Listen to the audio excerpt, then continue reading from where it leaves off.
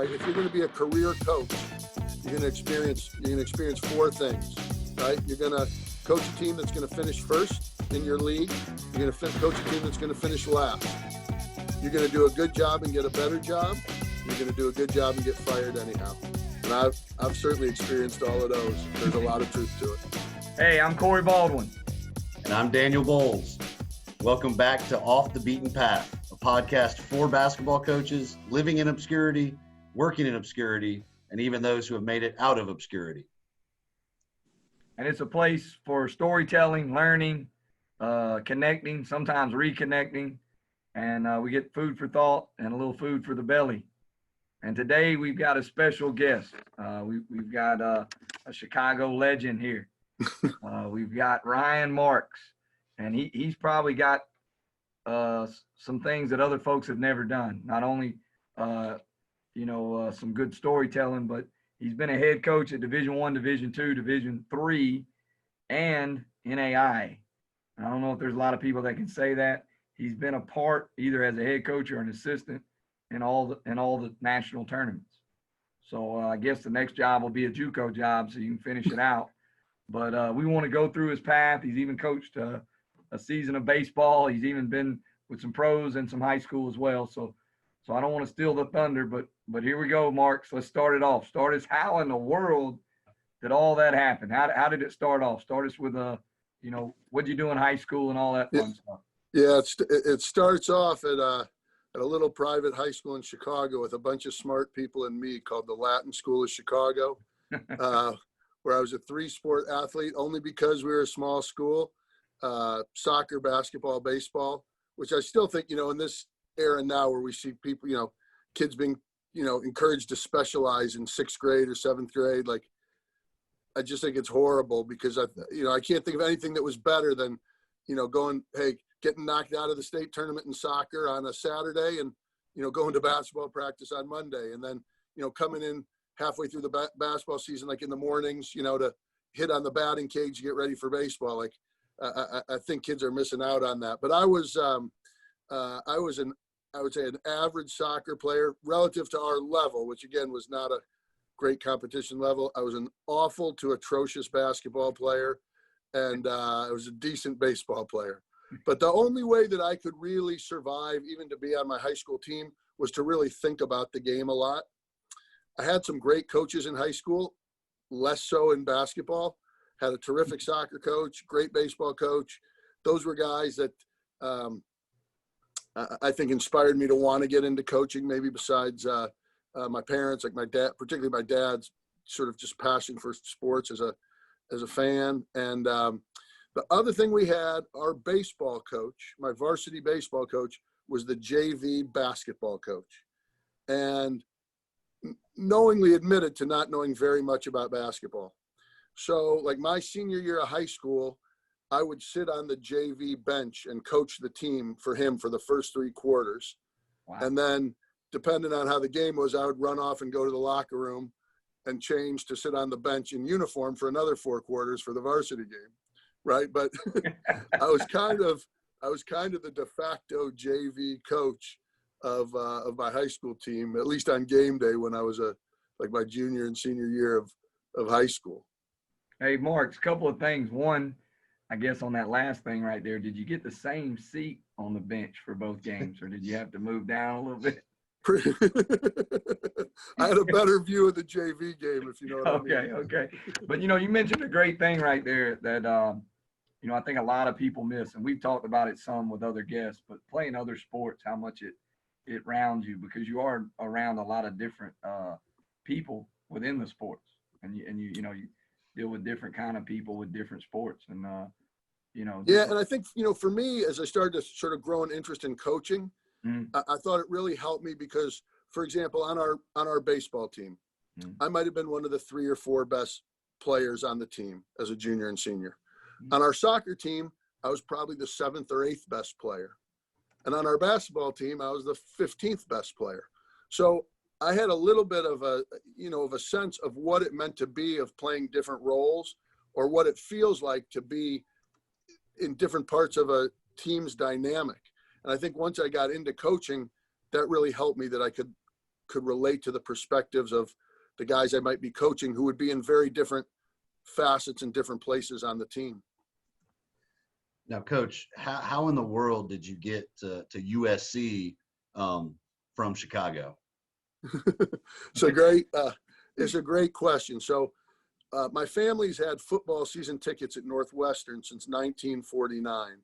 So a lot of times when you hear people in Chicago say they jumped on the Northwestern football bandwagon, that was the 1995 Rose Bowl, not the 1949 Rose Bowl when the Marks family jumped on board. And so I really wanted to go to Northwestern. I wrote what I thought was an unbelievable essay for their application as to how they owed me admissions, because I sat through the 39 game losing streak and other games that my dad and I were like the only two people at what is now Ryan Field, but Dyke Stadium back in the day. And Northwestern did not agree with my case as to why I should be admitted. And I'd applied to a bunch of other Big Ten schools. I was looking for a place. Journalism was my major. That was gonna be my backup plan to coaching. I had a great friend that I grew up with in Chicago, friend since, I don't know, third, fourth grade, who always wanted to be in the music industry. And he had already been accepted to USC. He knew he wanted to go to LA. He was going to study business there. And about once a week, he would just say like, man, like come to USC. They have a good journalism school. You'll be able to get involved in sports stuff. Just come. And his friends were friends with my parents. And like, more than anything, like he just talked me into it. And I just woke up one day and said like, and I got accepted. And I said, all right, I'll give it a shot. So you're out in LA. Did you right away start doing things with coaching, or was this, kind of a gradual thing as you were in college? Or pretty quickly, the first year, I was just trying to find a way to get involved. And USC had a great program as a minor in sports studies, which people were coupling with, marketing or journalism or business administration. And so I got into that program. I did some interning with the sports information office for USC, which I was actually doing a lot of stuff with watching baseball or working in the baseball press box. And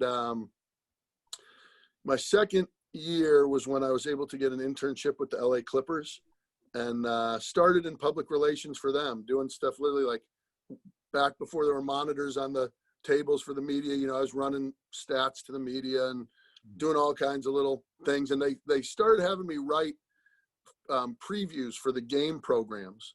And a couple of guys in like the player personnel office like read them, and they asked the PR people like, hey, who is this guy? He kind of knows about basketball a little bit. And that led me segueing into interning in the player personnel office for a guy named Jeff Weltman, who back then was the assistant director. He's now the president of the Orlando Magic. And I would bounce back because there was no workspace for me with the Clippers. So I would bounce back between the assistant coaches' desks. One was R.C. Buford, who's been obviously the architect with Pop of the Spurs over the last 20 years. And the other one was a guy named John Hammond, who was the GM of the most recently GM of the Bucks and now GM of the Magic. So I didn't realize how good a company I was in at the time. I think they realized they were in bad company with their intern, but that was me. And then the last thing I was doing the last couple of years of college, I got fortunate to help out a high school, Muir High School in Pasadena, California, about 15 miles north of SC. And I was helping with the varsity team that had a decent point guard named Jock Vaughn. And then I was coaching the freshman sophomore team, which incidentally, we practiced outside. We practiced on an outside court because the inside court, the varsity and the JV for the boys and the girls would practice inside. And then the frosh soft boys, we practiced outside, which was an interesting experiment in and of itself. Like how's that for your 20-year-old guy trying to coach a freshman high school team? It was just people walking by the court all practice long. It was pretty funny. Man, a lot of stuff right there. So when you were with the Clippers, did you do you feel like some of the stuff you learned, even though that's been a while now, helped you with what you do now? Yeah, I learned in so many different ways. And right, we always think about like, just picking up things by being around. Like the job duties that I had there, certainly helpful. And like a lot of what I did was background research and interviews for the draft, calling strength coaches and high school coaches and helping to put together this huge book of background stuff for guys. And obviously I was calling more on, second round guys and, guys that might be free agent guys. And I learned a ton that way, but I learned so much more just being around and hearing guys. And now like John Hammond, he would like run into the office sometimes and he'd just like put a piece of paper down on the desk and go, okay, Mark, you got 5 minutes. I want 3 quick hitters against a zone. So he was a guy that was always like trying to teach me like about thinking about how to be a coach. I do remember, I was fortunate to watch Larry Brown run practices, Wow. which, you talk about something that was incredibly valuable, and to watch some of the things he did, and things that resonated about like, hey, these are things that a good coach can do. He came in mid-season, what would have been like 91, 92, and had a team that was not a particularly good passing team, and changed the nature of the offense. Back then, it was a lot of Carolina passing game concepts and stuff, but like to watch a guy in the middle of the season take a team that was not a good passing team and become a very unselfish passing team over the course of a couple months is like, even now, like I think about it, it's like, it's sort of not mind numbing to believe, to watch a guy do that as a coach.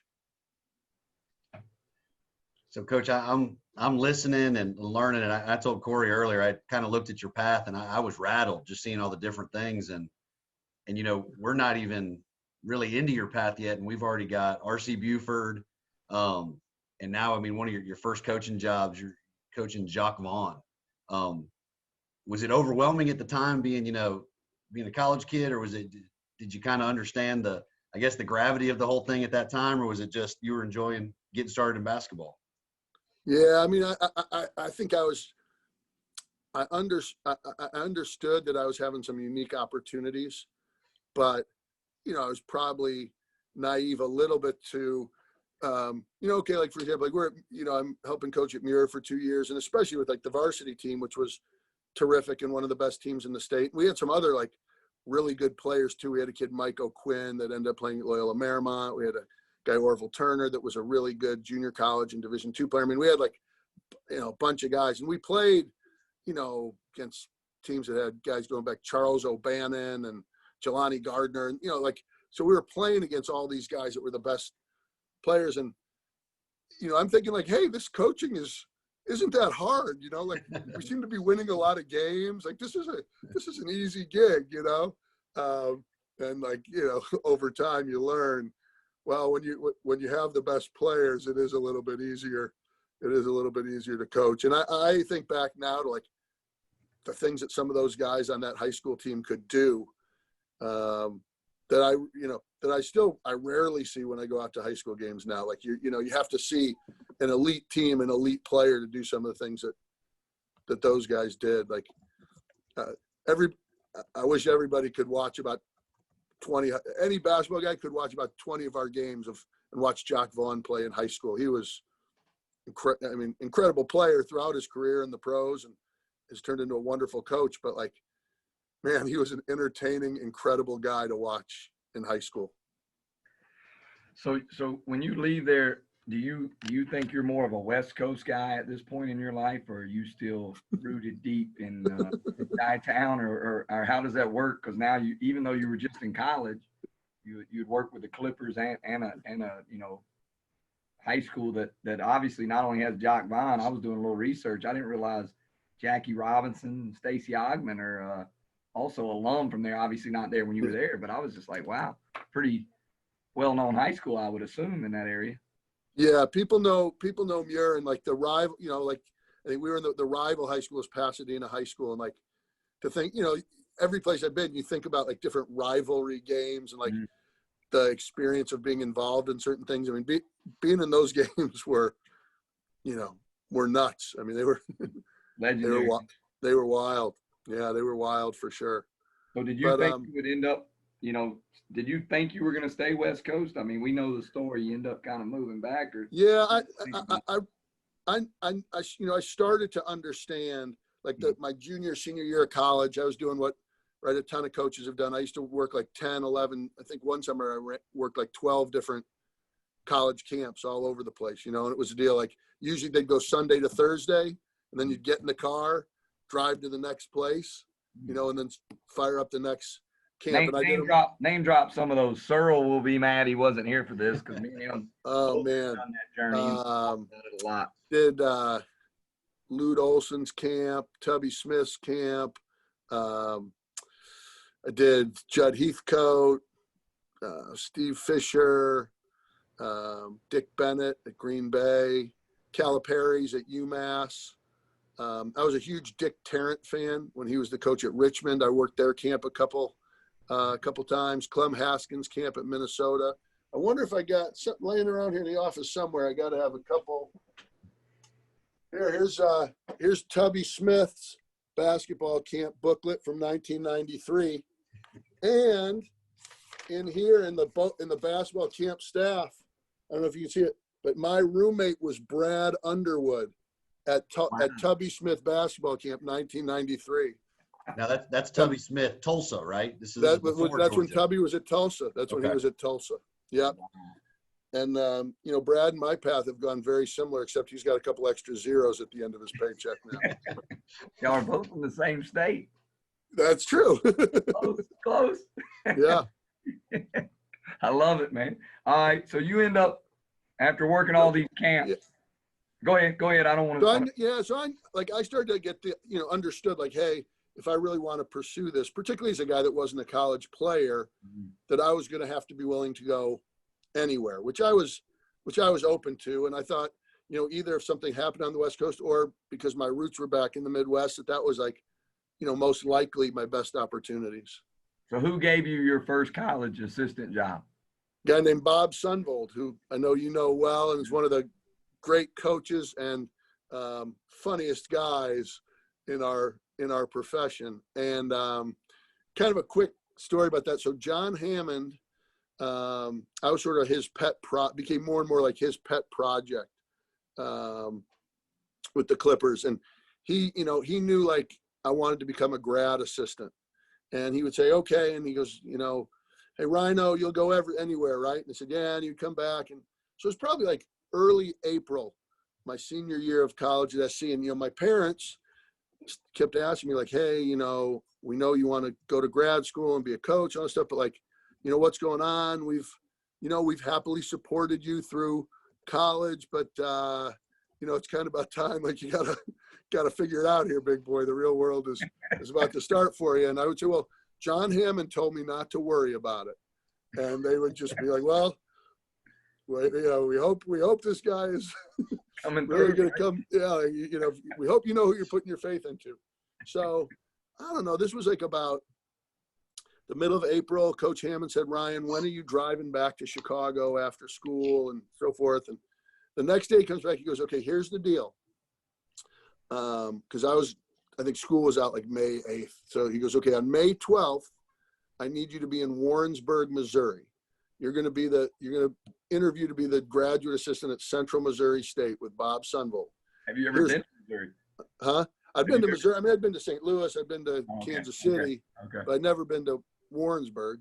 And he goes, so you got to get to Warrensburg on that date.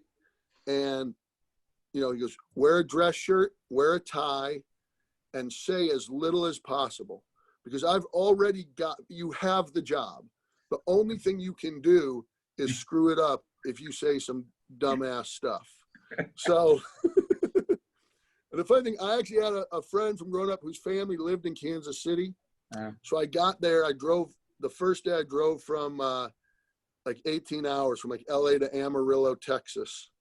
And there used to be a place in Amarillo, I think it's still there, called the Big Texan, where, like, if you eat like some 47-ounce steak in an hour or less, you get it for free. And there was a connected hotel to that. And I got in too late. The restaurant was closed, but I did stay in the Big Texan Motor Lodge or whatever it was. Yeah. The next day I drive to Kansas City, stay at my friend's, and then I go to interview with Coach Sunvold. So I think it was like the day after I interviewed. So I go, and of course, like Coach Sunvold has an unbelievable personality and is super funny. And, he's going like, Mark, so like, tell me about California. Like, were you going to the beach all the time at SC? Were you doing this? Can you surf? Can you, and I'm giving these one-word answers because John Hammond told me don't screw it up. So, of course, I get a call from Coach Hammond like the next day. He's like, Mark, you did a good job.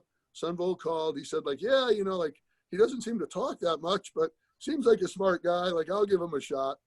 So that's how I became the graduate assistant of the Mules. The Mules. Is that your best mascot, you think, in your time? It's a pretty obscure one. You've had it's up there. When I was at Southern Vermont, which we were the Mountaineers, and we got this thing through the NCAA. It was like a marketing promotion thing where you could get 100 free shirts to promote the basketball season. And we did not have a mascot or a caricature to send them. So I took, back in like the 70s, the Denver Nuggets had the guy Rocky the Miner.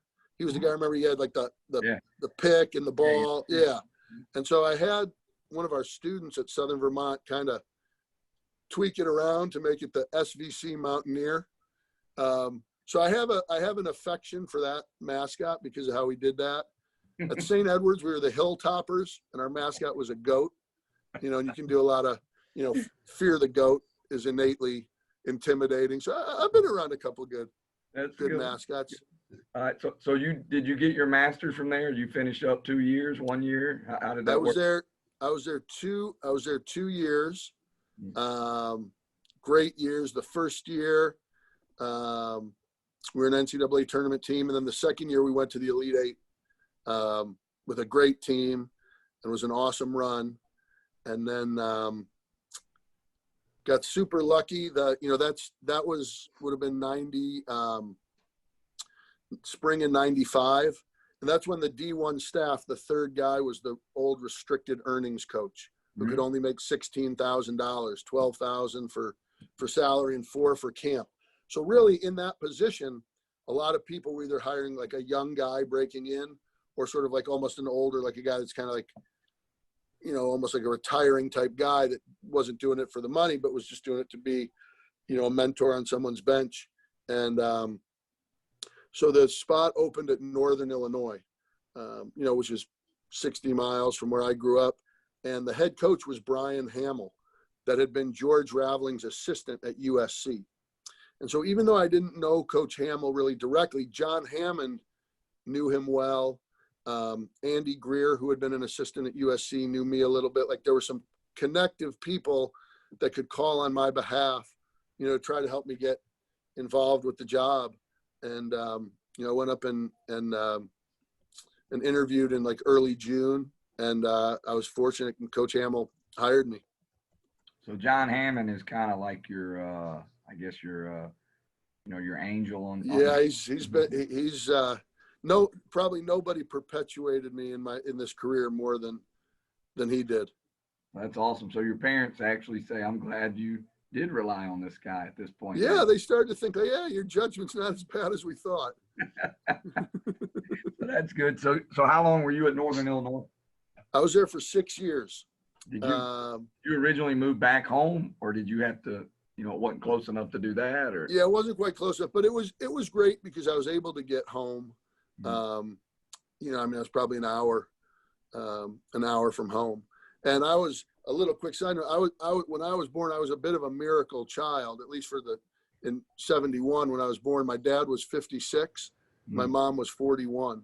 So the fact that my folks were a little bit older, or a lot older, and that now here I was, as a college coach and able to do it, get a Division I assistant job at a young age back home, and be close to my folks was really like a pretty special thing.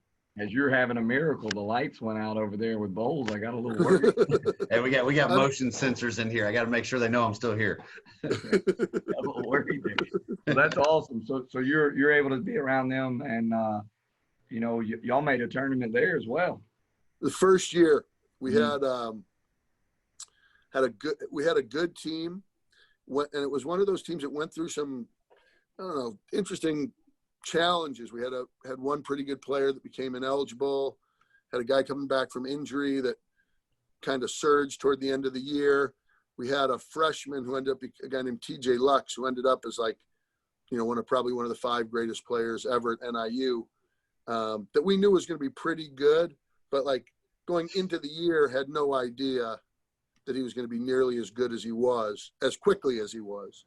And we finished, the interesting thing, I think we finished 3rd in the league, and Wisconsin Green Bay had a fantastic team, and they had beaten us twice in close games. And, it's funny, like sometimes how certain teams match up, and I'm not going to say that we couldn't beat Green Bay, but it was for whatever reason, they were a tough matchup for us. Mm-hmm. We played Wisconsin, Milwaukee in the first round of the tournament, which was at Wright State. Won kind of a grinded out game. And then UIC had been an upset winner in the first round, and we played them and played phenomenal and won pretty big in the second round. And then Detroit had upset Green Bay, and we matched up pretty good with Detroit. And we ended up winning pretty big in the championship game. Wow. And they sent us to Richmond, Virginia as a 14 seed. We played James Dickey's team at Texas Tech. They were a 3 seed. Had Darvin Ham, Sasser. They were a really, really good team. And they beat us 74-73 in like a fantastic game. And we played phenomenal. And then they beat Carolina, right? The next game they beat Carolina, and Ham shattered the backboard. So we always think like, hey, like we really helped him get on the cover there, because if we had scored one more basket, the famous Darvin Ham dunk against Carolina never would have happened. Mm-hmm. And it's funny, like stuff that happens in the NCAA tournament. Right in Richmond, there was not a huge crowd for our game, right, against Tech. I mean, there was, some Northern Illinois people that came out, and there were some Tech people, but, as the game kept going, the people for like the next game start filtering in. So you had like all these Carolina people filtering into the building, maybe like early in the second half. And now they start realizing, whoa, like Northern Illinois might beat these dudes. And so now all of a sudden all these people start rooting for you, and you're like, where did these people come from? So it was a really good team, and neat deal. I remember finishing the day before the game when we shot our shoot around. Carolina's shoot around was right after us. So again, I'm 25. I'm probably still can't even believe I'm doing what I'm doing. And so at the tournament, they're so strict about the time thing. You got to be on and off precisely to the second. So our guys are I'm kind of ushering our guys off, and Coach Ham was like, Ryan, you'll be the last guy off the court. Make sure everyone's off in time. So now I'm in the tunnel, and as I'm going off, like Dean Smith turns the corner to come in, and of course I give him the, Dean, what's up? Like, I'm the man, you're the man. Dean Smith. Yeah. That's awesome right there. I got a quick one on that. He was my hero. And my sister played at Georgia Tech, so I went to a lot of their games and at Georgia Tech. And the first year when they played UNC, I basically said I was going to meet Dean Smith, not knowing that was not possible. So anyway, the game's over, and that was the year Tech beat them real bad. It was kind of like a weird deal. Tech kind of blew them out. And my sister said, hey, you got to come with me. I got to get something out of my locker, and then we'll leave. And she's getting something out of her locker, and I'm waiting outside for her. And Dean Smith comes walking down the hall. And I'm like, hey, Coach Smith, good game, which was the first thing to say. They just lost by like 40. Yeah. Blowout in ACC history, and he was great. Hey, you a fan? I said, yes, sir. And he shook my hand and kept moving. So yeah. There's something about when you're a young aspiring coach, and you're in like the presence of this, the greatness of the guys that you've always sort of looked at in that way. It's really like an unnerving, like humbling sort of experience, right? You're just like, that's crazy. I think I was in 6th or 7th grade. I can't even remember. I think 7th. But anyway, that's crazy. All right. So now What you got over there, Bowles? What you got? I know you. So Coach, we're now about a decade into college coaching. Are you actively trying to become a head coach? Are you happy where you are? We're looking now because now we're closing in on Vermont, right? So we're Yeah. Was this something we were looking for? Well, so my first 4 years at NIU, I wasn't looking at all. I was happy. I was learning. We were building. But the restricted earnings spot, which did end up getting repealed, it was a strange position back then. It's kind of like restricting the way like the ops position is now in D1 basketball, is that you couldn't go out recruiting. Mm-hmm. And so the longer you were kind of in that spot, but not on the road recruiting, unless somebody left and you could move up, it was really kind of hard to like move somewhere else and get into a recruiting spot. So I did feel like a little bit stuck. And, we all get pigeonholed into things like, even one or two people like who met me, they said, oh, like we heard like you're, like I remember I go, like, oh, you're Ryan Marks from Northern. Like I heard you're really like, you're good like with X and O's and video and stuff, which I might have been or might not have been. But I think that was just always the assumption, like, well, hey, if you're in this restricted earnings spot for a while, like that's what you're good at, So my fifth year was the first time that I ever interviewed for a head job. I interviewed for a D2 head job that I finished second for, Western State in Gunnison, Colorado, and was kind of an interesting interesting and good experience to go through the process. And they did have a place. I remember that it was kind of a 2-day interview, like the first day and second day. And the second day, I went to breakfast with the vice president, who actually was a former coach, which was kind of interesting. And they had this pancake place in Gunnison, and they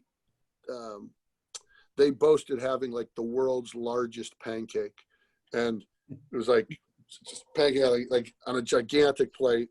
And like I wasn't going to get it because you're there on the job interview, and then the guy's like, come on, Ryan, you got to get the gigantic pancake. And as you can see, like it'd be really difficult to convince me to have the gigantic pancake. So like after it comes like 8 minutes later, I realized like I've downed the world's largest pancake, and the vice president's had like 4 bites of his pancake. I'm like, well, I don't know if I'm getting this job or not, but it was a hell of a pancake. Now, Corey's going to ask you food questions later, and you've already knocked out 2 restaurants. We got Texas, we got Colorado. So, hey, you're ahead of the game right now. Corey's loving it. When I, if I try to remember, as I try to recall anything, it always starts with what I ate in that place. So I love it. That's the process of the way my memory triggers itself. So you end up staying that year at Northern Illinois, and then Coach Hamill, who'd been the head coach now at NIU, in his 10th year, he resigned in the middle of the year. He was a phenomenal coach, and he was just kind of burnt out. And this is like a quick, interesting thing with him resigning. Coach Hamill was one of those guys. He was really like his own guy. He respected all coaches, but he didn't idolize, or he wasn't enamored with anybody.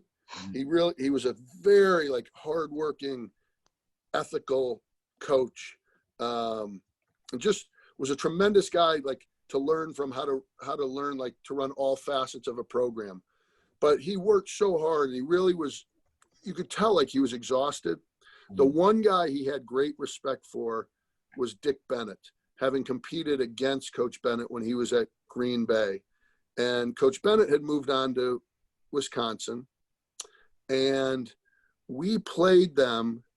So this is 2001. We played them in Madison. We had scheduled them 2-for-1, and we actually upset them at NIU the year they went to the Final Four. And then in 2001, we go to play them, or the 2001 season, we go to play them like right after Thanksgiving. And 3 days later, I think, or 4 days later, Wisconsin played Maryland in the Big Ten ACC Challenge in Milwaukee and won. And then like right after the game, Coach Bennett retired. for the first time before he came back to Washington State. And like 3 days after that, Coach Hamill retired. And it was almost as if like he knew he sort of needed to do it for himself at that time. But because someone who he had so much respect in sort of, he was able to see that guy do it, I think it sort of validated to him like, hey, this is the right thing to do. So he steps aside. Andy Greer, who's a fantastic guy and has been a long time NBA assistant. And just matter of fact, a week ago was announced that he's going to go. He's been with Tom Thibodeau a bunch of places, and he'll be with them in New York. But Andy took over as the interim head coach. So we coached out the year. Andy kind of knew that he was probably going to go to the Knicks as an advanced scout for Jeff Van Gundy, who he had a connection to previously. Our other assistant was a guy named Andre Peavy, who had been a Chicago public league coach and was going to go back and take a public league job. So I was really like the only one that was trying to stay on at NIU. They hired Rob Judson, who was at the time assistant at Illinois, and he was tremendous to me. And the AD was kind of trying to tell him, hey, you ought to keep Ryan. He's done a good job for us. But it was Rob's first D1 head job. And I think, he had his staff in mind long before. So we went up and back, but Northern was great. So it decided like he was going to bring his own staff. They were going to pay me out for like 3 or 4 more months to try to help me. And I was at an event in Chicago. So what I started to do was that spring, I started making like lists of different kinds of players, right? If I get a JUCO job, who are available players? If I could get a D1 assistant job, if I could get a D2 assistant job, like whatever they were. And I talked to some different people about different jobs. But at this one event, a guy came up to me and said, Ryan, are you interested in Division III head jobs? I said, sure. Like I have nothing. I'm interested in everything. So he gave me a sheet of paper, and it was had 5 D3 schools that were open, like scribbled in pencil. And a couple of them were jobs that were already filled and whatever. One was Southern Vermont College, which I had never heard of.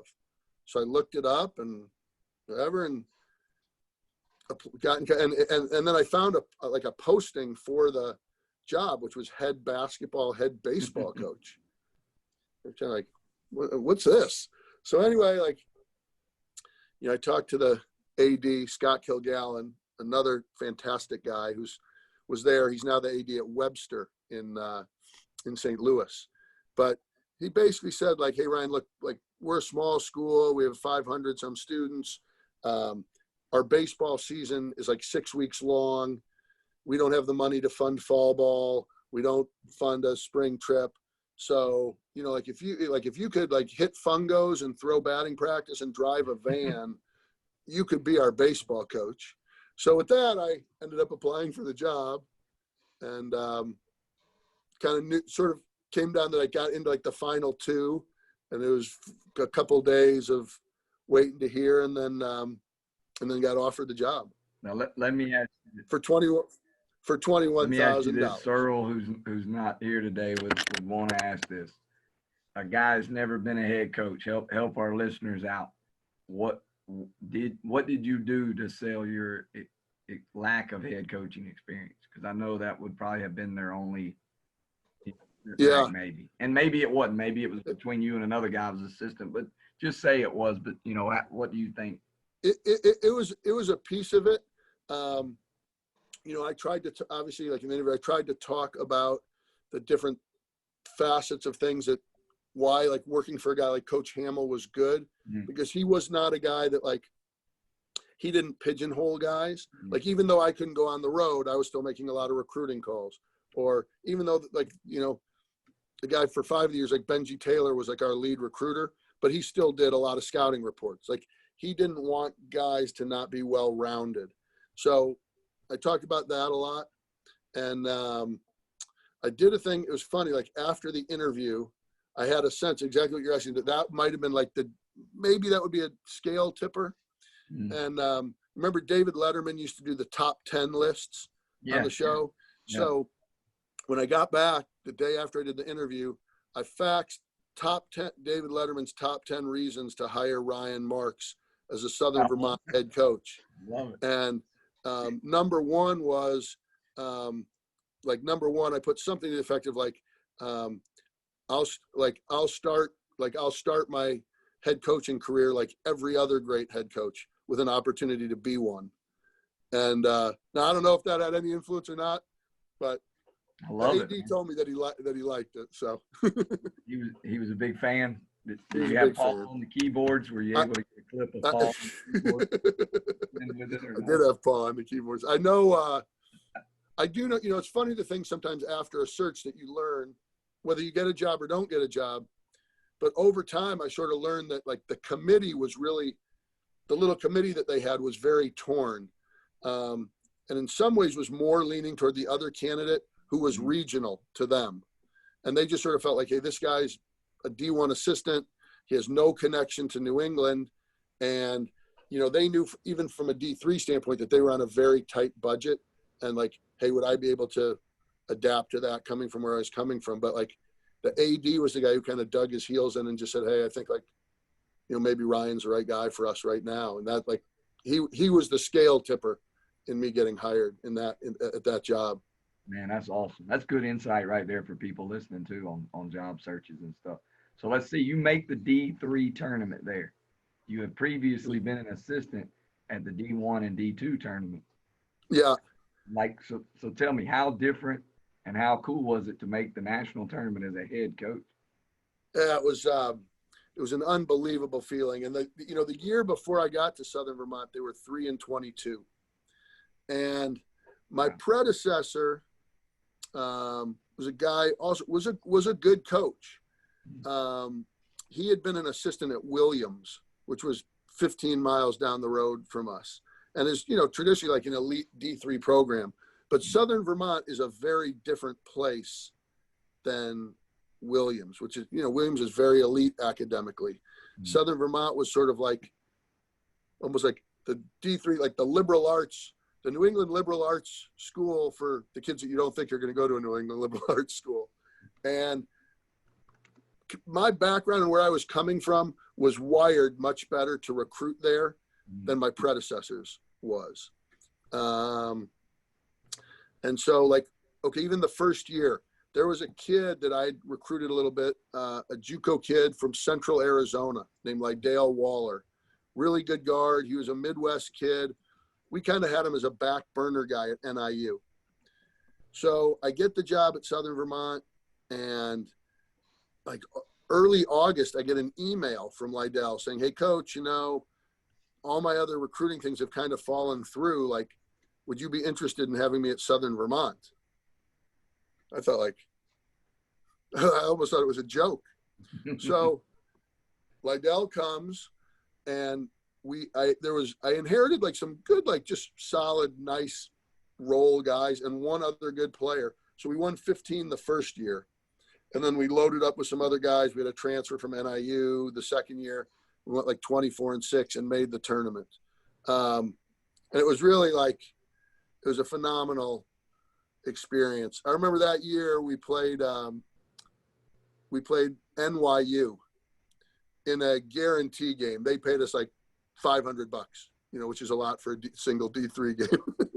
And granted, and NYU is pretty good. And of course, it's not about the size of the school, but like we had 500 students, and NYU is 50,000 students or whatever the heck they are. And we came back from like 17 down to win at the buzzer. Wow. And after that game is when it sort of hit me. Like I knew we were pretty good, but I was like, boy, this is going to be like really, like if we could get this team to the tournament for our little school, which had transitioned to D3 a few years earlier. So they had never been to the NCAA tournament. And we had a tiny bandbox gym that held about 300. And, we were packing it out because there wasn't a ton to do on campus during the winter unless you were going like 30 miles away to go skiing or snowboarding. So it was, that was just kind of a crazy, fun year. So, Coach, we can't leave Vermont without. I got a couple questions for you. I'm a NAI D3 guy. I played NAI. We transferred and played D3 at the end. So, kind of I love hearing all the D3 stories, but man, what makes yours unique? We can't leave without talking baseball. You know, I'm sitting here, I'm trying to coach my son's 7-year-old Pee Wee team, and I got no idea what I'm doing. And you step in and you're coaching college baseball. Talk about that. Yeah. Well, great question. First of all, we should bring out the parentheses, because what I was coaching was in theory college baseball, but that might be a generous description. So the things you gotta know is, at the time, and actually later, a few years after I was there, like Southern Vermont finally got like a full-time baseball coach, and they did improve and they funded the program a little more. But even like I attempted to do some recruiting. But the two questions, right, even for D3 baseball was, do you play fall ball? No. Do you take do you take a spring break trip? No. So almost no real baseball player was ever going to come to Southern Vermont, right? I would make our basketball guys rotate. So like 3 guys would play one series, then like another 3 guys would play in the next baseball series, then another 3 guys would play to make sure we would have enough guys. And then you had a bunch of kids at the school who were into like skiing, snowboarding, Bob Marley, possibly recreational marijuana use, that in the spring when the snow would melt would be like, hey, let's play a little baseball, dude. So, so I had those guys on the team, which was interesting. I will tell you this was an incredible recruiting trip, the only baseball recruiting trip I made.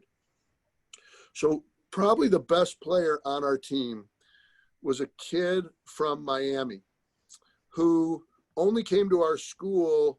His sister, he had an older sister that was married, and the older sister and the husband had like a second home in Vermont. And somehow they found out about our school, and this kid came, and he was like, he was our best player. He was like legitimately a D3 baseball player.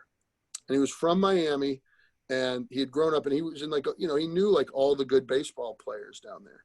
So he's like, Coach, if you come down to Miami, I'll set up a workout and we'll recruit like all these baseball guys. So I can't remember what it was, but like it was during like late spring, like school might have just been over. I said, all right, I'll do it. So I went to Miami, and I was going to go home to visit my folks in Chicago. So I went to Miami for a day and then back home. So we go out to this public park right near, like sort of on the west side of Miami, near Florida International.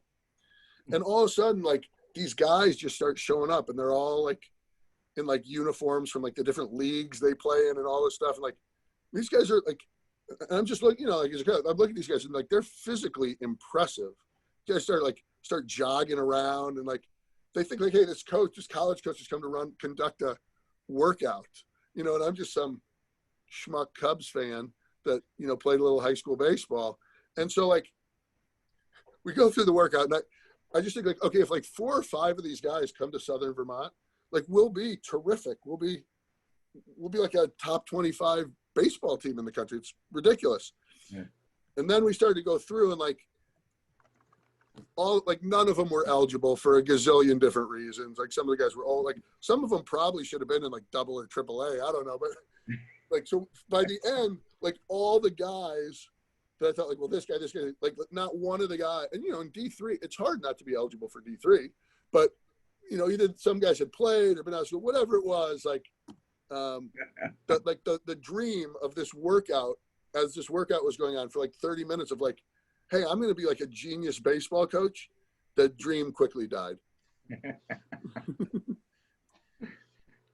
All right. The last thing I have to give you in baseball was our warm weather trip was to Cape Cod, which was like a 3-hour drive. And because of the weather patterns, like the snow melts on the Cape like a week before it melts in the rest of Massachusetts and Southern Vermont and New Hampshire, whatever. So the head coach at Castleton State sets up this, like for 4 teams to go out to Cape Cod, like March 12th to play some games. So we go out there, and we're in, I don't know, like the Rusty Barnacle or some Cape Cod, motel. And it's like pouring rain. Like there's no way I'm just thinking, oh, we're just going to go home. But we sat it out in like a high school gym for like 6 hours. And then finally we go out to play. It's like 41 degrees. The first 3 innings, we get nobody on base. So finally, our leadoff hitter, who was not very good, but a very fast runner, and it was a soccer player, he gets plunked on the shoulder with a fastball. Like the best thing, like for sure the best thing that could have happened to us was to get hit by pitch. So he gets on base. So now I'm like, okay, now I'm a real baseball coach. So I give him the steal sign like 18 consecutive times. And he never runs, as like one guy strikes out, another guy pops out, another guy strikes out, the ending ends. So a guy trots back in and said, hey, Adam, I gave you the steal sign like 18 times in a row. Like you weren't feeling it or what's up? And he goes, man, coach, I was so confused why you were giving me the bunt sign while I was on first base. And I said, Adam, that's not true. Because if you thought I was doing that, you should have taken your lead off and squared around a bunt. So that's what I was coaching in baseball. That's great stuff. That's great stuff. All right, so we're gonna leave the winters of New England, and now we're heading down to the heat of Texas. Yeah. So how do we make the move from southern Vermont down to Texas? So we had obviously basketball wise 3 good years, and baseball wise 3 good wins. We were 3-52 in my 2.5 years of baseball to that point. And it was the spring, and the job opens at St. Edward's in Austin. And a good buddy of mine, a guy named Tom Saltstein, he's a high school coach in Tempe, Arizona now at Tempe High. But he and I had been together actually at Muir. And Tom had played at St. Edward's. And he would always kind of tell me, like, hey, Ryan, if the St. Edward's job ever opens, like, you should try to get that job. Austin's great. St. Edward's is a great school. You'd be a good fit there. So that was really my only connection to the job. And as you guys both know, like, what is it? 80% sometimes of these jobs are really sort of not wide open. Mm-hmm. But it turned out that this one was. So, I applied for the job, was trying to, sort of work the job the way we all used to work it, have this person call. And I think I was kind of, I was a little bit on their radar a little bit. I think they were looking for a younger coach. I think they were looking for somebody who maybe had been at D2 at one time, had a little bit of an academic profile. And the Final Four was in San Antonio. So I think before actually flying me in for an interview, I think they thought like, well, let's sort of like sniff this guy out. And they had asked me if I was going to be at the Final Four, which I was. And I drove up and met with the AD and the women's coach for maybe like an hour. And it went well. The AD there at St. Edward's, who's a tremendous AD, is Debbie Taylor. She was a volleyball coach there for a long time and is now the longtime AD. And so after that, they, within a couple of days, I kind of got connection back that they wanted to bring me down for an interview with the committee. And then, like anything, you start to hear like, hey, here might be some of the other candidates. And I'm like, no, I'm not getting this job. But I do know like a couple of guys that interviewed sort of talked themselves out of the job, meaning like, hey, if you hire me, I'm going to need this for recruiting budget. I'm going to need this for staff, or, and the job was what it was. And it had some good resources, but they weren't going to do more for somebody that just came in and made these demands. So it got down to me and a guy named Joey Wright, who was from the Midwest, really good player at Texas, played overseas, and has actually been a really successful pro coach in Australia. And I think at the time too, like, I think Joey was curious in the job. I'm not sure. And he's a guy that I know. I'm not sure if he really wanted it or not. I think he was kind of thinking through moving back to the States and so forth and so on. And so at the end of the day, I think a couple of guys talked themselves out of the job, or through the committee. And like, this was funny too, the stuff you remember, right? So the women's coach at the time was Jennifer White, who had she was an incredible women's player at Louisiana Tech, and was a good coach. And at the end of the interview, she dropped me off at the airport.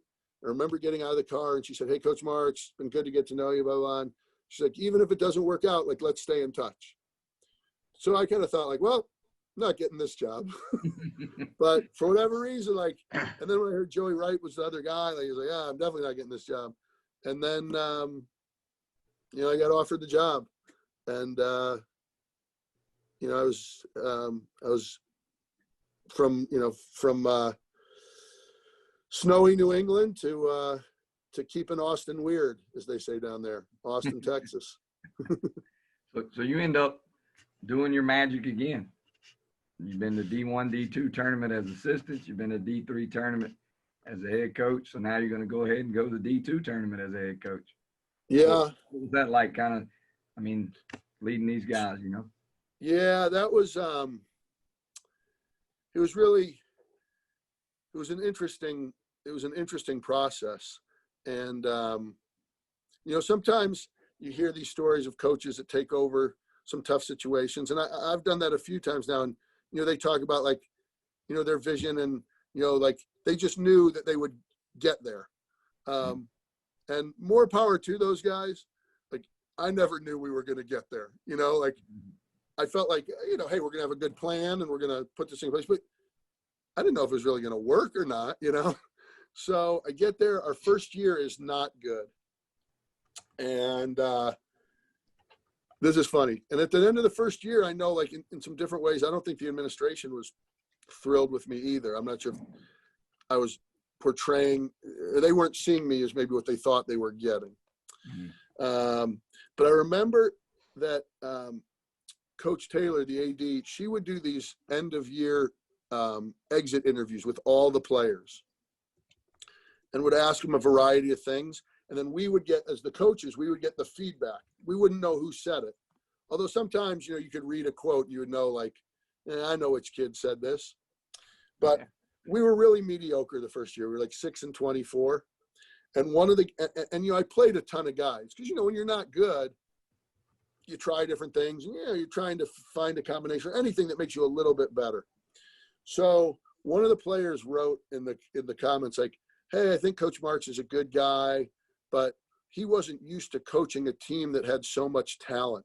And it was really confusing to him. He kept switching the lineup or trying different things. Like we were so good. And we had so much depth that like, he was trying to juggle everything, like that guy." And I think a lot of guys on the team didn't realize, no, like none of you guys are good enough. And that's why I was juggling. That's why we're 6-24. Not because we're loaded with good players. I'm trying to find the right, So, but there were guys even on that team that were good puzzle piece guys if you could put better talent with them.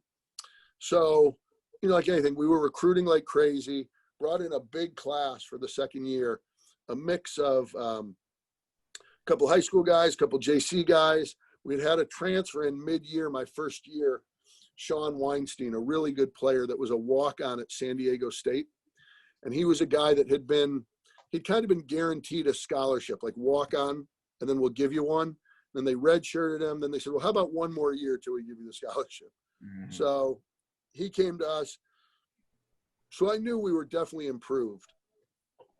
And then in late July, we got a grad transfer, a kid named Dave Lunn, who was a starter for most of his 3 years at Delaware.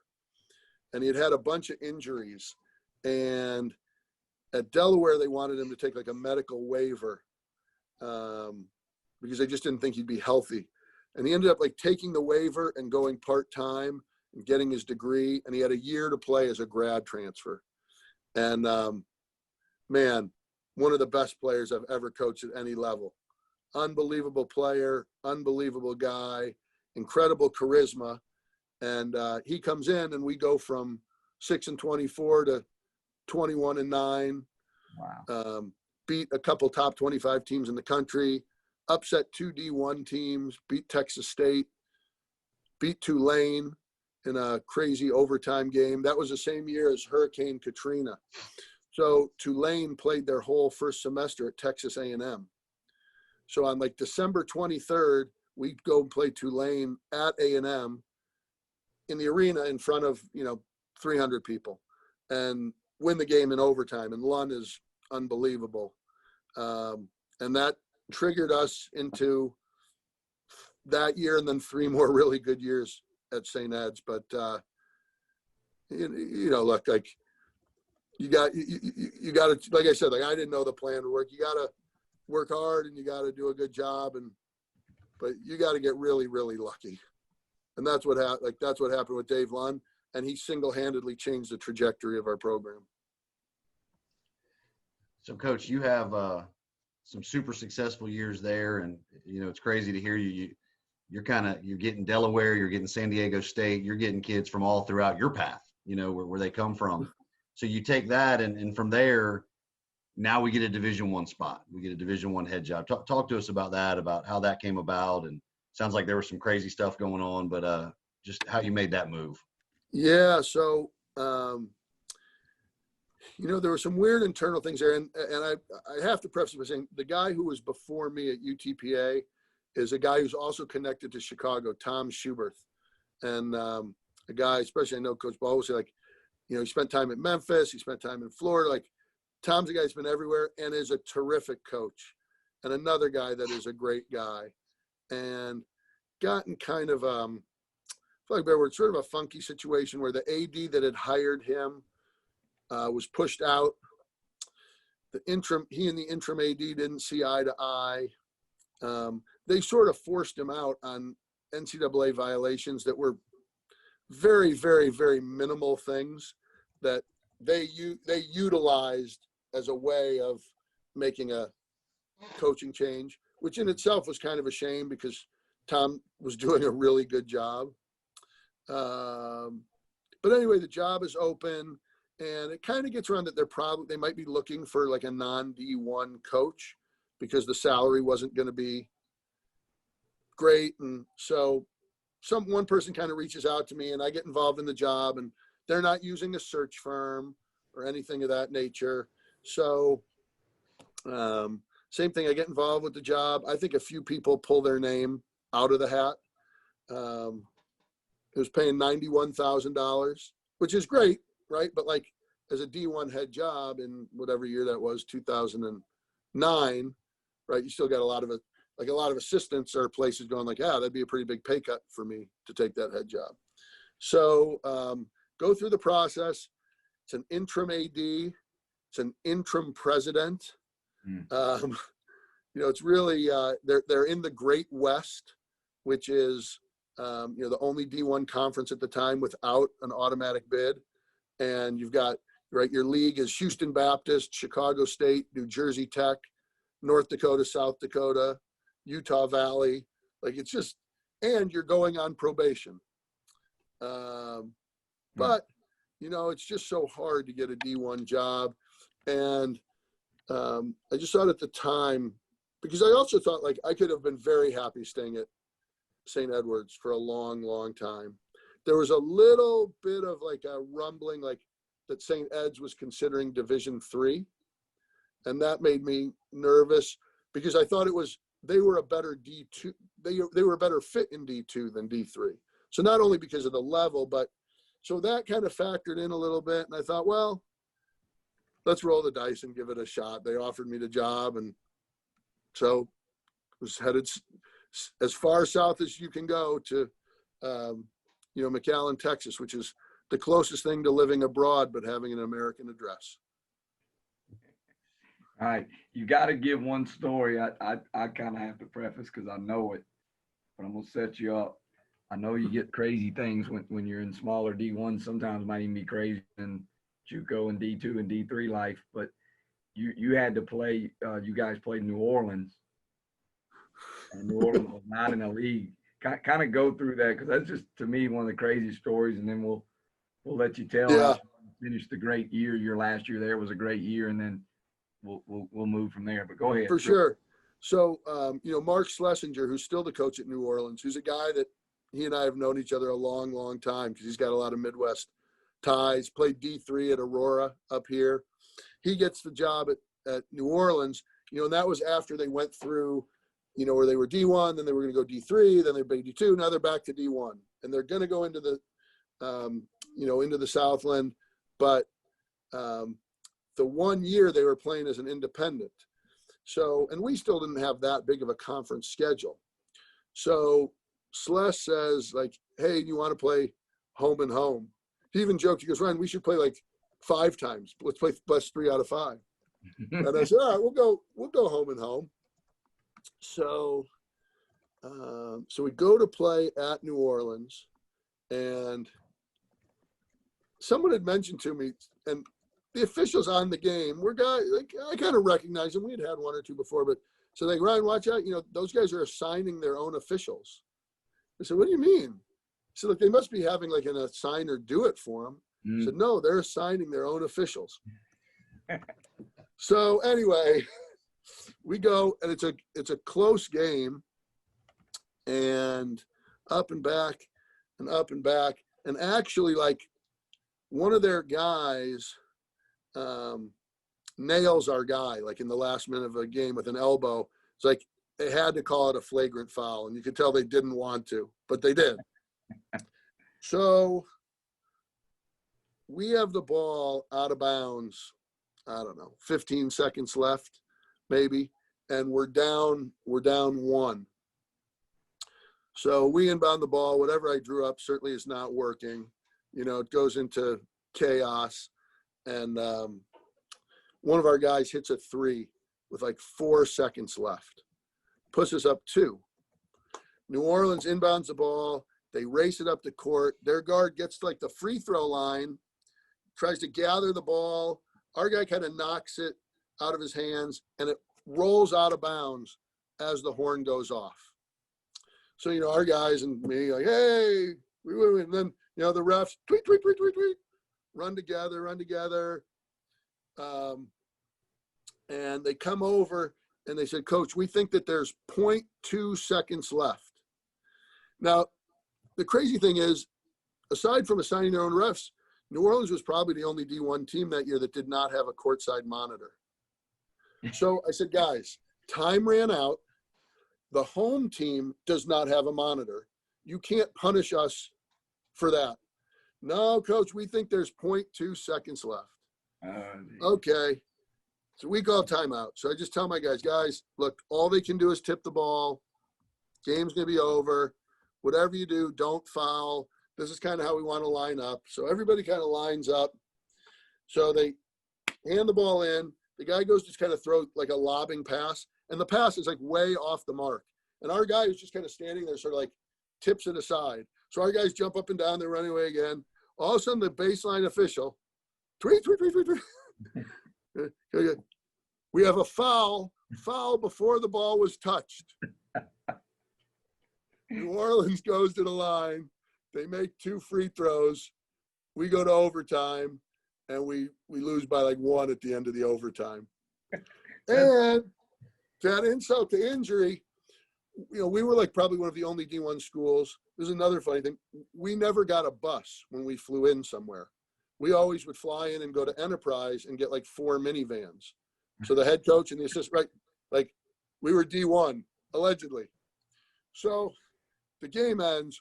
Probably one of the most, at the end of the game, one of the most like dirty, disgusting, losses. I felt so bad for our guys. It's kind of like, it was bad. So we get in the vans, and we're staying at the Hampton Inn, which is kind of by the convention center, near the French Quarter, all that stuff. And we get like 4 blocks from the hotel, and it starts raining outside, and there's like a pre-Mardi Gras parade going on. So like, we can't get to the hotel. So the police goes, no, you got to go back up Canal Street and go over there. So we do that. Same thing, can't get. So after this game, in what should have taken us like 20 minutes to get back to the hotel. It's like 2 hours to get back to the hotel. And like 8 times of me getting out of the van and talking to this officer says, no, you got to go this way to get around the parade. You got to go this way to get out the parade. You got to go this way. So that was a tough one. They did, I do have to say, the privateers came to down to Edinburgh the next month, and one of the more satisfying lopsided wins of my career, to beat those guys when they came back to UTPA. I love it. So, your last year there, you battled back. You ended up being 16-16, one of their best records they've had in Division One. Awesome finish. And then you end up, they go in another direction. They're kind of on the 4-year plan where they sign a guy 4 years, move on type thing. So, it's interesting. Shortly after I got there, they hired a full-time AD. Chris King, who actually was there about 10 years, and now he's at Robert Morris in Pittsburgh, which is his alma mater. But, I have a lot of bad things to say about Chris, but I won't. He's a very, very bright guy, and he's a very capable AD in many ways. I think he had a big vision for UTPA. Myself and our women's coach at the time were both guys that had come from D2. And I don't think he loved that. I don't think he loved that as the image for the program. Correct. And so even though we were improving, I think in the back of his mind, he thought, okay, if and when an opportunity comes to make a move to a more high profile coach, that's what he wanted to do. And things sort of, probably bad for me, good for him, fell in order where at the end of that last year, my 4th year, my contract was up. And 2 months prior, we had learned that or 3 months prior, we had learned that we were going to go into the WAC. So it was going to be a transition to the WAC.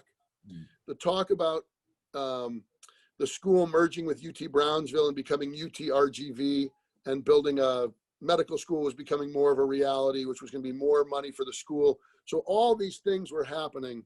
So it really, even though we had a really good year the last year, it was the timing for him, if he was going to make that move to a more high profile coach, that was it. And so he hired Dan Hipsher from Alabama. Yeah. And so you end up going NAI. So now and kind of going back home, you were kind of already thinking about going back home for family reasons anyway, correct? Yeah. The timing of that was, good. Like, my dad, who passed away when he was 95, that was when I was at UTPA. And so my mom was now on her own, and in her early 80s. So like the chance to come back to the Midwest, in any capacity was intriguing. My wife, we got married the last year I was at Pan Am, but we'd been together a long time, was from Cleveland originally, had lived in Chicago a long time. So like an opportunity to come back, the Chicago area was really appealing. The St. Francis job opened. There's a lot of similarities. I think just as far as mission and the vibe on campus between St. Edward's and St. Francis, I really liked St. Edward's. So that was another, was for sure a plus. But the funny thing was at the Final Four that year, I was with Scott Trost, who's the D2 head coach at Lewis, about 5-6 miles from, he was a friend, and Jim Weitzel, who had been the head coach at Lewis before, and then Loyola Chicago, and then an assistant at St. Louis, St. John's. And now Jim's at Buffalo as the head coach. But at the time I was with those guys, and both those guys have a connection to Elmhurst College, a D3 up here. They'd both been the head coach there at one time. So one night we're eating dinner, and they said, Ryan, would you be interested in Elmhurst? I kind of said, well, I'm not sure D3 is my first preference, but Chicago area and Elmhurst, it's a good league. Like I said, yeah, for sure. So I said, well, let me see what we can find out. So the next day, Trost goes, hey, Ryan, scratch Elmhurst. John Baines, who's coaching at St. Francis, who was an Elmhurst assistant, is going back there. So we got to get the St. Francis job. So I said, okay. So I actually knew a lot about St. Francis because a guy named Pat Sullivan that's a legend in our area, and rightfully so, had coached here 34 years. And then Coach Baines followed him. And then when John went back to Elmhurst, that's how the St. Francis job came open.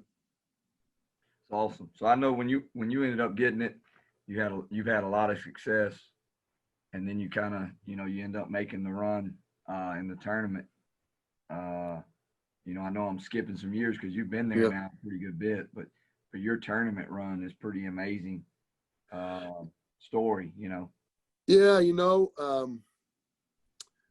for sure the most unique year, I would say, in coaching that I had would be, was 2 years ago.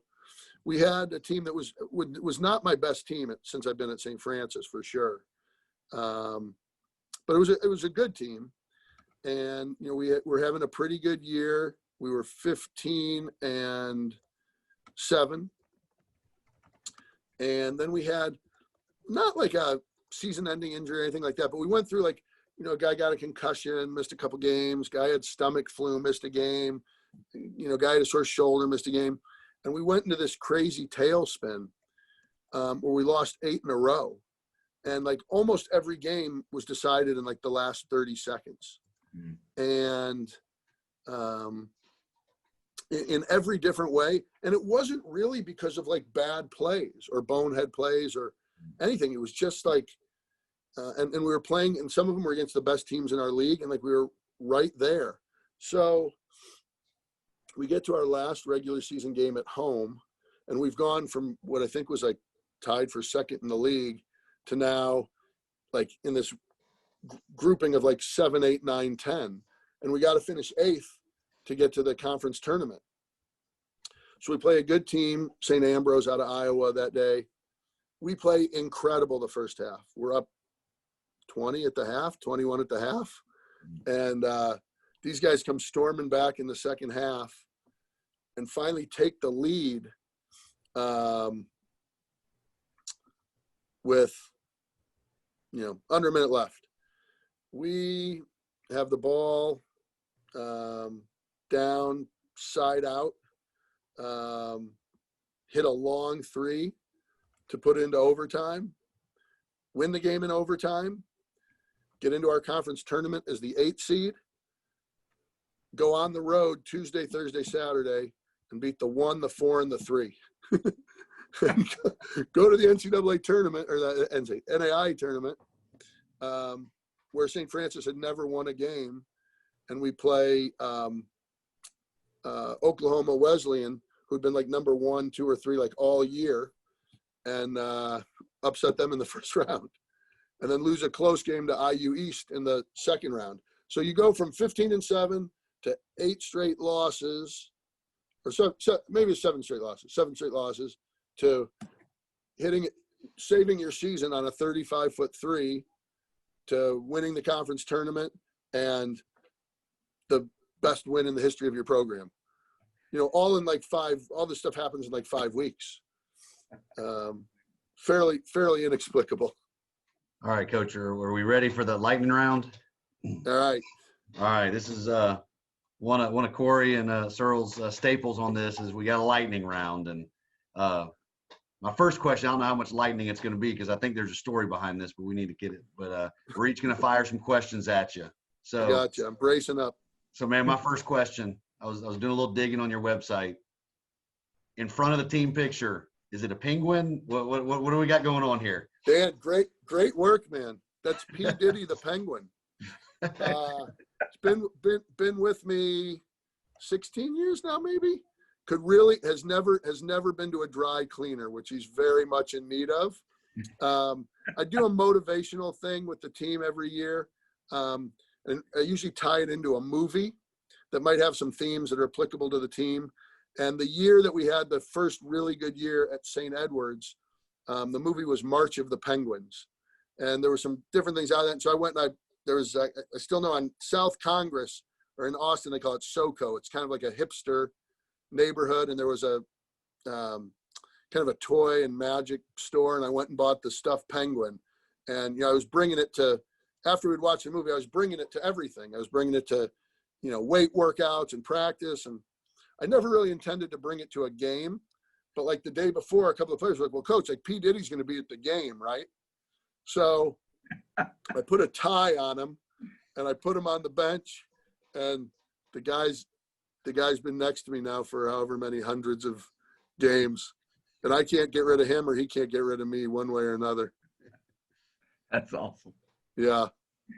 He was lost once when I was at Pan Am and we would fly, we would always make the freshmen carry him. And one of our guys left him on a Southwest flight. And I think we landed in Chicago and P. Diddy went to Vegas. And, but in an amazing retrieval, we got him back to Chicago in time for the game at Chicago State. Did he go to a Vegas show? We'll always wonder. It's probably a great chance that happened. All right, go ahead, Bowles. You get your three, and I'll finish with Oh, I my get three. the other ones. All right. So I spent 2 years as an NAI assistant at Southern Tech, which is no longer, it's Kennesaw State, part of Kennesaw State now. Yeah. So we went out to the national tournament and had a great time out there in Kansas City. So my question is, you've been everywhere. You've been at every level, and you've been in the tournaments at every level. What's your favorite tournament atmosphere? We could probably push D1 out if you want to, because I'm sure that's just a different animal. But what's been your favorite atmosphere? Yeah, man, that's a great question. There's such unique things to each level in their own way. I've got a couple, that for me, I guess, the way that NAIA does it, 32 teams in one place. And that's going to change now, and it might because they're expanding the tournament. But when we had our win was 32 teams in at the Pentagon, or the D1 has been 32 teams at Kansas City. I think that's an unbelievably cool thing. When I was at St. Ed's, we played the first time we made the tournament. We were the 8 seed. We played the 1 seed at Southwest Baptist, and the place was packed. I mean, you just could not hear a thing. It was super loud and super crazy. That game was an amazing atmosphere. And then our game at Southern Vermont, we played our home game in the first round, and our building literally only held like 300 people. And we put up like stanchions on the baselines so people could stand there. And I mean, we had, 550 fans in a place that was made for 250. And it was our first time ever. And there were some, a lot of students who pre-gamed in their own way to get ready for that game. And it was just, to say like, hey, we had 550 fans and that was a wild atmosphere, but like, it was a madhouse, and it was so hot in there because it was winter and the heat was on. You had all these people. I remember like finishing that game feeling like I'd been in a sauna for 12 hours. Those are awesome. I still think back Municipal Auditorium in Kansas City, man. Some of my favorite coaching memories. Those are some good times. So, I mean, an incredible venue and an incredible feel to have all those teams together there. Same hotel, everything. It's like the bubble. I guess it's like the bubble. That's something like you sort of feel like every coach should sort of experience that once. I mean, it's just such a cool deal. All right. So my last question, since I'm filling in for Dan Searle, I got to ask the Dan Searle question. You got it. Favorite book or best thing you're reading now? Oh man. That is. I think this has been asked in every podcast except for one. Isn't that right, Corey? Yes. Yes. That's the reason it probably didn't get asked in that that's one. Right. So we think Searle doesn't. Man, that's a really hard one. I mean, it shouldn't be. I'm just trying to not. There's a couple that are coming to. What's one of your favorites? Just give one of your favorites that you like. There's reading. a couple that are coming to mind. Oh man. Well, a few of them. I'm gonna do it. I'm gonna sort of. This might be kind of a back out, but a few of them are ones that are connected to movies that I've done as the inspirational movies, and we had an unbelievable year at St. Ed's when Seabiscuit was our movie, and I love the Seabiscuit story in general in the book, so I'll go with that one. But I feel like this afternoon I'm going to really be sort of like scrutinizing that, because it's a hard, like that's a super hard one. All right. So now I got my three here, and two of them will be food. Okay. You're in Texas for 2 stops. What's the best Southwest Tex-Mex to get? I mean, all this, there's so many good places, like down in Edinburgh. There's a place called Coco's that we went to all the time. There was another one down there. Oh man, Coco's might have been the best one, and I'm going to give it to Coco's because when we played one year, we played Lamar, and Pat Knight called me before they came down and said, "Hey, like Ryan, like you're not gonna." He used a little harder word, but you're not gonna wuss out and not take us out to dinner the night before the game, are you? And so my staff and his staff, we went to eat. We either went to Coco's or Costa Mesa. Those were like our two go-tos down there, and had like an unbelievable meal and a lot of good laughs. All right. And then being from Chicago, I assume Chicago pizza is something you have to eat once a week, right? Or no? I used to. Okay, so give us the best Chicago pizza, or just your favorite pizza joint with all your Oh stuff. Man, I know it's a tough there's one. a few. There's a tough one, and there's a lot. There's a lot of them that are like pretty similar. We have a place called Pequod's that's maybe a little off the beaten path. That's really good.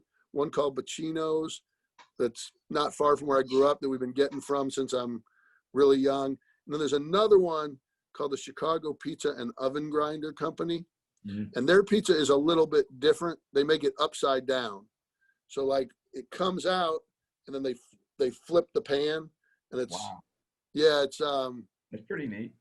It's phenomenal. It's a little place and it's a long wait to get in, but like that's one that like those for the of the discerning palate should all try that one time.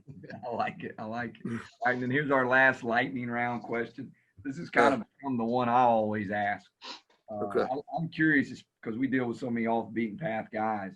What is the most obscure or worst gym you've coached in? Because I would imagine some of those stops you've had along the way, you've seen some pretty rough gyms. Yeah, man, there's a few of them.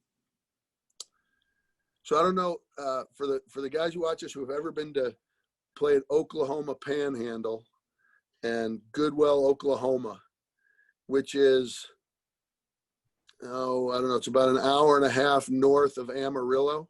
Man, that's an old, and it's an obscure place. I mean, you can't get really post-game meal in the town where the school is. The only thing there is a gas station. So like Guyman is 10 miles north, and there's some stuff south. But it's an obscure place, and it's an old gym, and there's I should know which one it is, but like when you're coming up this rural road, and it's there's a flashing light, you stop there and you turn left into the campus, and there's there's like a statue of like I should know who it is, but it's like a frontiersman with a shotgun, and nothing signifies you've arrived at a place of higher education than a statue of a guy with a shotgun. So maybe Oklahoma Panhandle. That's great. Well, one thing, man, I've always enjoyed. And I'm going to add this also. Even when we weren't in obscure places, when I was at Pan Am and we were getting the minivans, people would enjoy that we were arriving in an obscure way. Like I remember we played at Mississippi State, and we got to the hump, and we were parking, and very nice gentleman who I said he'd been working there and going to the game for like 30 years says like, "Coach, like what happened to your bus? Did your bus break down?" said, no, this is, we played at Missouri and then we flew there and we got the thing and we drove over. It was part of an MTE. And he just said, he goes, man, I've been coming to these games for however many years. I've never seen a team pull up in minivans. So, well, you have now, big fella. You have now. Well, that's awesome, man. One of the things I've always enjoyed about getting to know you, your time at St. Francis was when we met, and you recruited one of my guys or two of my guys during that time, and we've always stayed friends. But you help a lot of guys out, including myself, just with coaching and stuff. So I know guys need to reach out to you, shoot emails. I'm going to make your life even busier, but you always help guys, man. You're one of the best at it. You really love that part of coaching, and I'm just glad you came on. I think you are, Randy Lee was on here before you, and you two guys kind of are the epitome of what off the beaten path is. You just been in and out of security. When he was at Permian Basin, our beaten paths intersected a little bit. Yeah, man, he's some good stories about playing against Randy and his teams. Great coach, great guy. That's awesome, man. That's awesome. Would you go ahead if you got anything you want to end it with before we get out of here? We always let the no, I just think I worked for some, like the guy we talked about, Bob Sunvold and Brian Hamill, and those guys came from coaching in an era where obviously even at the highest level, like money was a lot different, a lot less. Coaching wasn't something you did to get wealthy.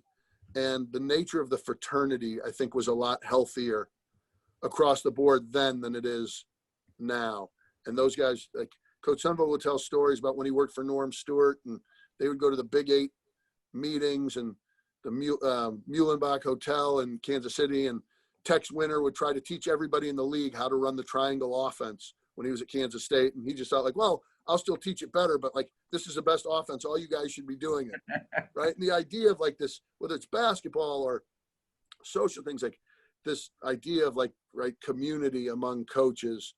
And, that's why I love, like, you and I have worked together on different things, helping guys get jobs or helping find kids get a school that has nothing to do with our schools. And I think like, that's still one of the most like satisfying things about this is like when the coaching fraternity is working together and the friendships we have and the support for one another.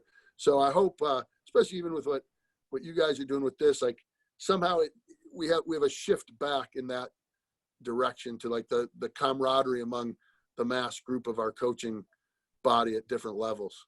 Without a doubt. I say this probably almost every other show, but there was a time when people coached because they love the sport and they love helping people.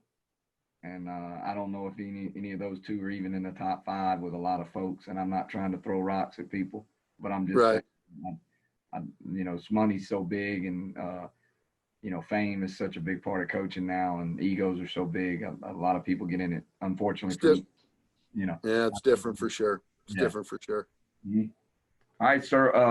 Searle, I almost called you Searle there. All right, Bowles. You tell I've been with Searle too long. I was gonna say, that's right. Coach, we appreciate you coming on it. Hey guys, I think it's been awesome. And it's in all these and all the podcasts, you starting to see all these parallels that go through, whether it's working camps, whether it's a lot of guys that start taking jobs with little to no money.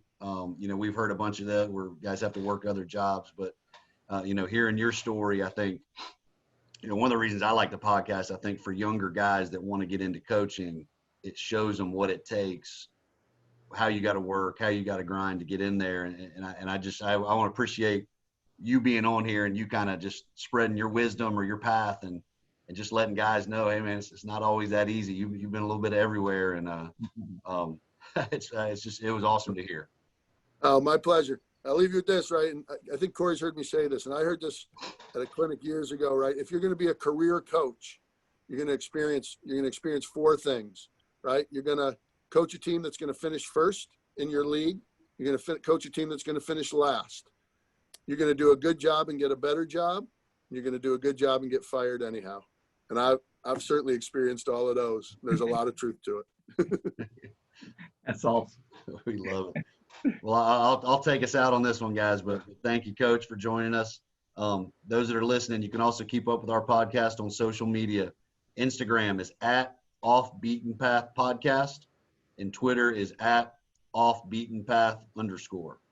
Thanks for listening to the podcast, and we will see you next time. And this is a show for those who want to coach, those who used to coach, those who are coaches, those who follow coaches, those who love them and hate them, I guess, and those who hire and fire them. And, again, appreciate the show, and we'll be looking for more guys like Ryan Marks. Don't know if we'll get one with that type of transcript, but we'll find some out there, and we appreciate you being on Off the Beaten Path. Yeah, great job, guys. Thanks for having me.